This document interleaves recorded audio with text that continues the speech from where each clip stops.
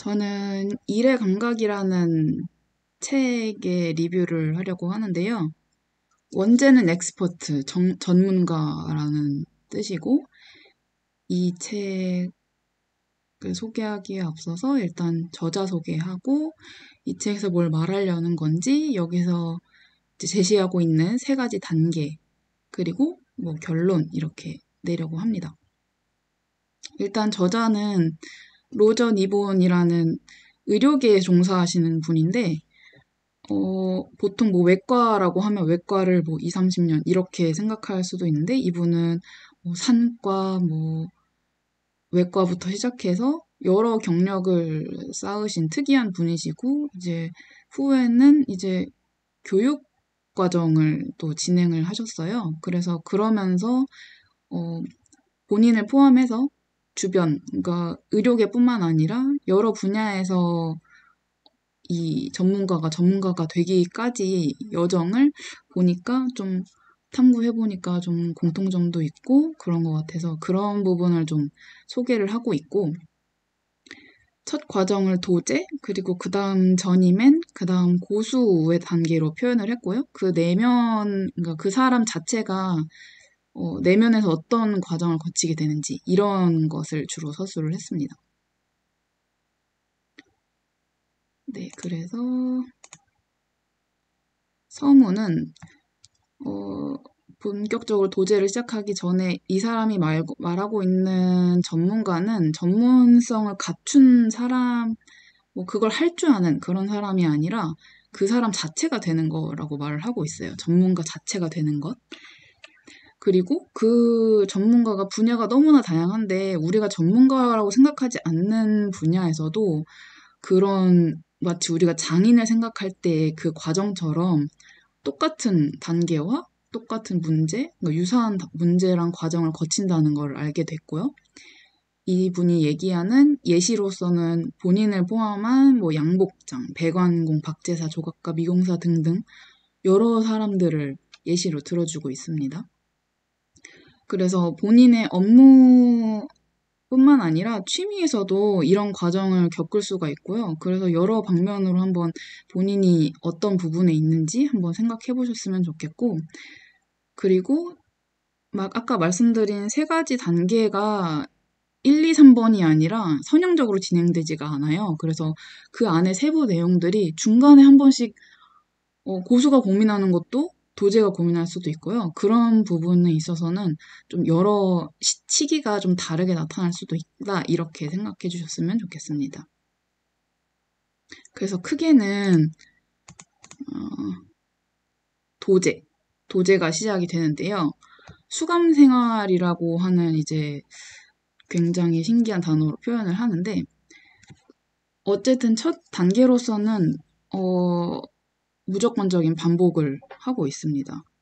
그래서 이때는 사실은 큰 그림을 볼 수가 없는 시기예요. 그래서 실수를 하더라도 사실 책임지지도 않는 단계고요. 모든 일에 서투르고 겁이 나는 동시에 지루하기도 해요. 반복을 많이 하기 때문에요. 그래서 지루해서 계속 반복을 시키니까 하지만 업무의 가치를, 중요한 이 업무의 가치를 사실 인식하지는 못하는 단계라고 합니다. 그리고 이렇게 반복을 하다 보면 사실은 이게 마치 내 천성인 것처럼 무의식화가 되거든요. 그럼 이거는 책에서는 배울 수 없는 이제 자기만의 이제 데이터가 되는 거고요. 그거를 이런 게 발휘가 되는 때는 이제 놀라움의 최소화라고 이분은 말하고 있는데 예측적 부호화라고 해서 어, 이렇게 반복을 하다 보면 어떤 놀라움, 그러니까 예기치 못한 일이 생겼을 때 이것을 빠르게 대처할 수 있는 이런 능력을 가지게 된다고 말하고 있습니다. 여기서 말하는 연습이라는 것은 되게 지속적이고 목적이 있고 전문가의 피드백을 받으면서 진행이 되고요. 여기에서는 주로 관심의 대상이 자기 자신이에요. 자기가 능력을 펼쳐야 되고 배워야 되고 경험을 쌓는 그런 시기라고 할 수 있습니다. 그리고 도제는 감각 사용하기가 중요하다고 말을 하고 있는데요. 분야에 상관없이 뭐 상황이나 자신의 재료, 이런 것들에 익숙해져야 되고 그 재료의 종류나 성질에 따라 다루는 법을 이제 여기서는 익히게 됩니다. 그리고 이렇게 배우면서 진행을 하게 되면서 갑자기 이제 망치게 돼버리는 경우도 있을 텐데 그 망치게 되는 경계가 어딘지를 이제 알게 되어야 성공을 할 수 있다고 말을 하고 있고요. 그리고 중요한 점은 자신의 몸에 귀를 기울이는 건데 고수는 자신의 신체를 잘 읽을 줄 알아서 집중력이 사라지는 이제 작은 신호를 눈치채야 되고 언제 멈추어야 되는지를 이제 알기 때문에 도제에서 이제 그런 것을 배우는 단계라고 얘기를 하고 있습니다. 그리고 도제 단계에서는 공간과 타인에 대해서 또 얘기를 해주고 있는데, 여기서 말하는 공간에서는 미장 플러스라는 단어를 사용하고 있어요. 이거는 요리계에서 온 단어인데, 요리사는 도구가 필요하잖아요. 그 도구가 첫 번째 써야 될 것은 여기다가, 두 번째 써야 될 것은 여기에다가 그 중요 도구를 배치하는 것을 얘기를 하는데요. 그거는 많은 직업들에서 그게 필요할 것 같아요. 그것을 잘 조직을 하면 효율이 올라가고요. 이거는 주의 세계랑 상호작용을 하는 방법이라고 이제 얘기를 하고 있어요. 초보자로서는 이제 계속 정해진 시스템을 따르다 보면 놓칠 수가 있는 부분이거든요. 그래서 그냥 일만 배우기에 급급해서 환경의 중요성을 간과하고 그냥 개별적인 일에만 집중을 하기 십상이라서 이거에 좀 신경을 쓴다면 효율이 좋아질 수 있을 것 같습니다. 그래서 예를 들면 꼭 도구, 그러니까 물리적인 것뿐만 아니라 프로젝트 단위의 일이 있다면 과제에 착수를 할 때 이제 앞으로 필요할 구성 요소에 대해서 생각을 미리 해놓을 수가 있는 거죠. 그러면 갑자기 그 단계가 되어서 당황을 하는 것보다 좀 효율적으로 진행이 될 수 있을 것 같고요. 그래서 도제가 시기가 조금 지났다라고 판단이 될 때 이제 저니맨과의 중간 지점에 오게 되는데 그때는 이제 누구를 보조하거나 따라가는 게 아니라 단독 비행, 그러니까 혼자서 처리해야 되는 일이 생기는 경우가 많은 단계예요. 근데 이때는 이제 좀 능력의 경계를 많이 확장을 해나가야 되는데 사실은 이때는 이제 무능함을 의식하는 단계예요. 도제 때는 자기가 뭘 모르는지 잘 몰라요. 그러다가 이제 서서히 경험을 쌓아가면서 내가 이렇게 몰랐구나. 또는 우리가 시스템 내에서 보호를 받고 이제 허락한 좁은 범위 내에서 이제 전문가였지. 거기를 떠나면 아니구나라는 거를 이제 알게 되는 시기고요. 그래서 거기에 이제 바르게 대처를 하려면 사실은 우리가 직급으로 따지면 아랫사람이기 때문에 윗사람들에게는 실망을 줬을 거예요. 실수를 함으로써. 근데 그 사람과 사실은 바로 소통을 해야 제대로 대처를 할 수 있다고 합니다. 그리고 사실은 실수는 없으면 안 되는 부분이기도 하기 때문에 거기에서 실망을 하고 그걸 내 길이 아닌가 보다 하고 떠날 게 아니라 그거를 배움을 구하고 내가 다시 돌아올 수 있는 회복 탄력성을 얻는 게 중요하다고 하고요. 내가 실수를 했으면 사실 실수 있다가도 나오겠지만 실수를 그냥 덮어버리거나 실수를 그냥 어쩔 수 없다 이렇게 넘기는 것보다는 그래서 어떻게 해야 실수를 최소화할 수 있는지 실수를 이미 저질렀다면 어떻게 대처해야 되는지 이것을 배우는 게 너무 중요하고 추측의 위험이라는 것은 그래서 내가 뭘 잘못했길래 이런 실수가 나왔을까를 생각을 해야 되는데 그 문제만 바라보면서 이거를 어떻게 해야 되는지 하면 사실은 실수를 바로잡기가 쉽지 않거든요. 그래서 사실은 어떻게 보면 처음부터 다시 하는 게 나을 정도로 큰 실수를 할 수가 있는데 그럴 때에는 이제 뒤로 물러나서 관점을 바꾸는 그런 연습을 하는 단계라고 볼 수 있습니다. 그래서 복구 불가능할 정도로 자신감을 다치는 일 없이 상황에 대처하는 방법을 이제 찾아야 되고요. 전임의 단계에 오면 이제는 계속 자기 자신만 봤던 시야가 조금 넓어져서요. 관심이 자기 자신에서 타인으로 이동을 합니다. 그래서 우리의 작업이 타인에게 영향을 끼치는 거라는 걸 알고 책임을 져야 하는데요. 예를 들면 말하는 내용보다는 방식이 중요하다 이런 식으로 생각해 주시면 될 것 같아요. 예를 들면 여기에서 나온 예시로는 그 저자가 의사였기 때문에 환자로서 온 사람에게 좀 예를 들면 불치병 통보를 해야 될 때라든지 그런 상황이 되면 사실은 무턱대고 이 사람의 수명이 이거밖에 남지 않았다. 준비를 해라. 단순히 이렇게 말할 수는 없거든요.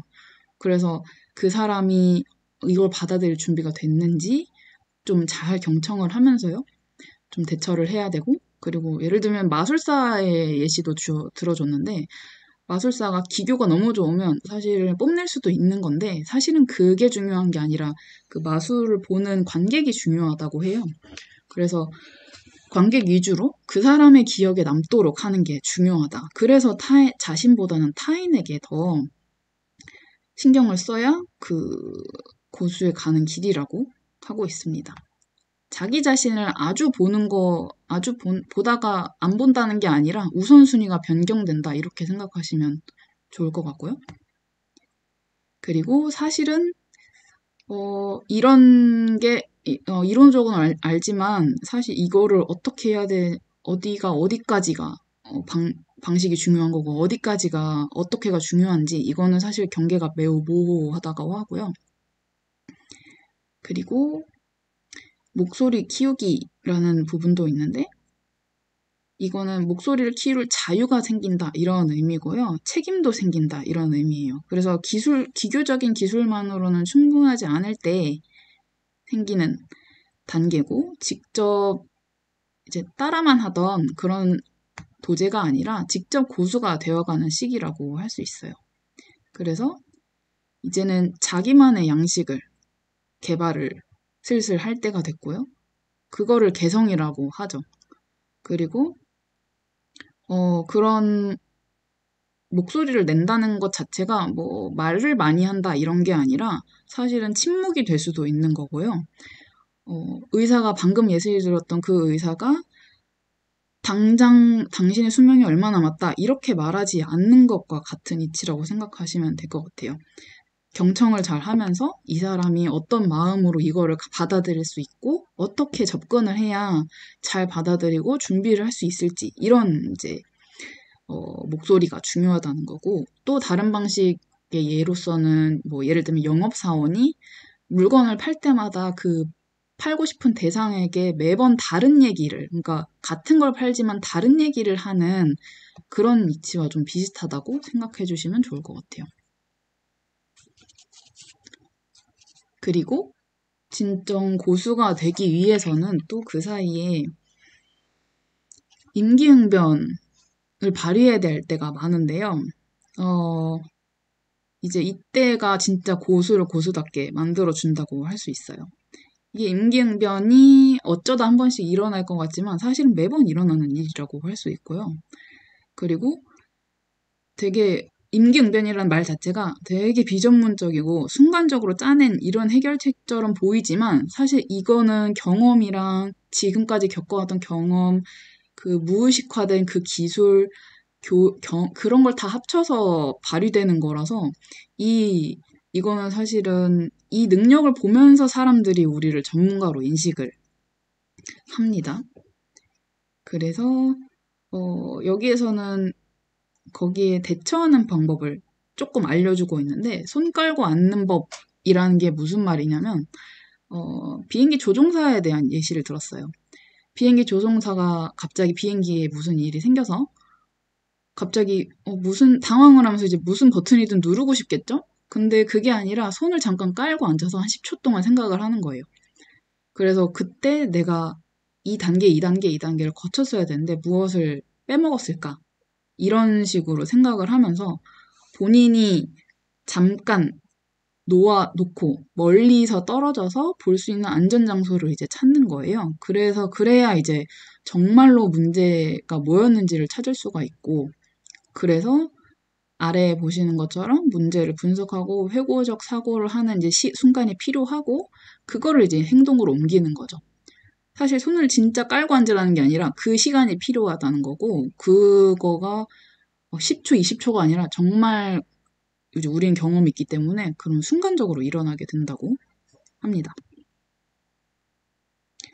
어, 그리고, 그리고 방금 이런 안전장소 찾기라는 부분에서는, 이 문제가 일어난 상황보다 고수의 대처가 결과를 결정을 짓는데요. 예를 들면 응급 상황이 됐다든지 아니면 고수 자신이 피곤할 때가 있어요. 몸의 컨디션이 별로일 때. 그때도 사실 일을 진행하는 데 있어서 응급 상황이라고 할 수 있죠. 그래서 그런 식으로 주의가 한 곳으로 쏠릴 때 이런 문제 분석을 하고 대처할 시간을 버는 이런 시스템을 마련을 해야 된다고 합니다. 그리고 이제 고수가 되었습니다. 고수가 되면 사실 일부 사람들은 방향을 바꾸기도 해요. 그래서 이 분야에서 거의 정점을 이루었을 때 어디로 갑자기 점프를 한다기보다는 다른 분야의 경계를 좀 모호하게 만들어서 그 분야의 새로운 방향으로 좀 진행을 한다는 건데요. 여기서의 예시를 든 거는, 어떤 외과 팀에 특이하게도, 자수 놓는 그 자수장이 고문으로 들어간 적이 있어요. 그러니까 왜냐면 외과들은 상처를 꼬매고 치료해야 되잖아요. 근데 이 사람들이 되게 유사한 문제를 겪었던 것이 그 꼬매는 실을 다루는 거. 그런 데에서 문제가 있었어요. 그래서 그 팀의 자수장을 고문으로 모셨을 때 이분은 상처를 치료한 적은 없지만 꿰매는 거에 대해서는 도 같은 분이시죠. 그래서 실을 어디서부터 어떤 길이로 잡아야 실이 꼬이지 않고 바늘을 어떤 식으로 섬세하게 터치를 해야 되는지, 왜냐면 사람의 장기나 피부는 너무 연한 조직이기 때문에 그런 경험을 이 고수에게서 배웠다고 합니다. 그래서 이분의 입장으로 보자면 자신이 의료계에 발을 놓을 거라고는 상상도 못했겠죠. 그래서 그런 식으로 새로운 방향으로 들어가기도 하고요. 사실 대부분의 고수들은 전수하는 데에 초점을 맞춘다고 해요. 그래서 여기서 이제 아까 전임면에서부터 자기 자신에 대한 이제 관심이 타인에게로 옮겨졌는데요. 여기서의 타인은 이제 초보자, 자신이 가르쳐야 될 초보자라고 생각하시면 될 것 같아요. 이거는 초보자는 이제 막 시스템에 들어왔기 때문에 정말 그 초보자에게는 필요한 일이거든요.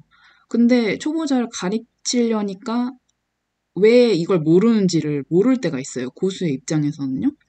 그래서 그때는 그 간극을 자신도 초보자였지만 이게 너무나 체화된 나머지 잊어버려요. 그래서 그럴 때에는 초보자가 뭘 모르는지 어떻게 해야 얘가 이해를 할지 이제 구체적인 지시가 필요가 하고요.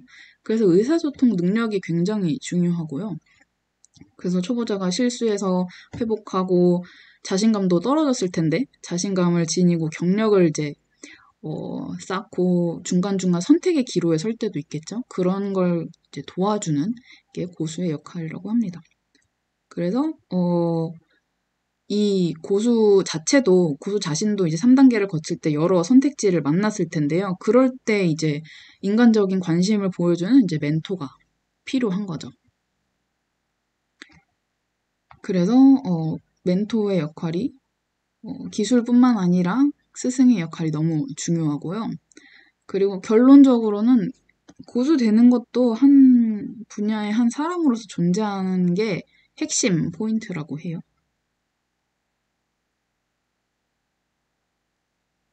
그래서 결론적으로는, 물론 어떤 분야에 대해서 일관된 노력을 하고 오랫동안 관심을 가지면서 자신의 동기도 너무 중요하겠죠? 그 노력과 그 오랜 시간을 버텨야 되는 그 의지도 너무 중요하고요.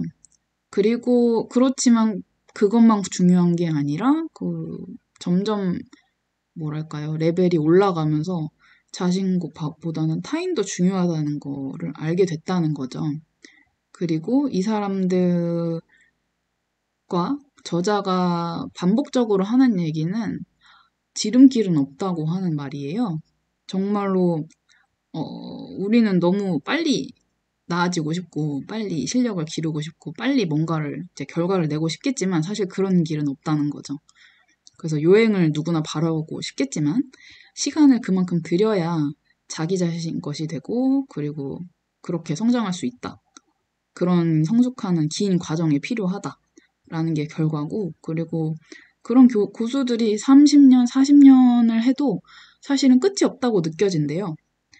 그냥 근데도 이제 그것을 뭐랄까 거기에서 포기하지 않고 계속 끝없는 목표를 향해서 가는 과정이라고 굉장히 공통적으로 말을 하고 있다고 합니다.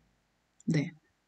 그래서 업무적인 분야에서나 아니면 솔직히 취미로서도 고수가 될 수 있겠죠. 그런 부분에 있어서도 이런 과정, 내면의 과정을 거치실 때 이 얘기들이 도움이 되셨으면 좋겠네요. 네, 발표를 마치겠습니다.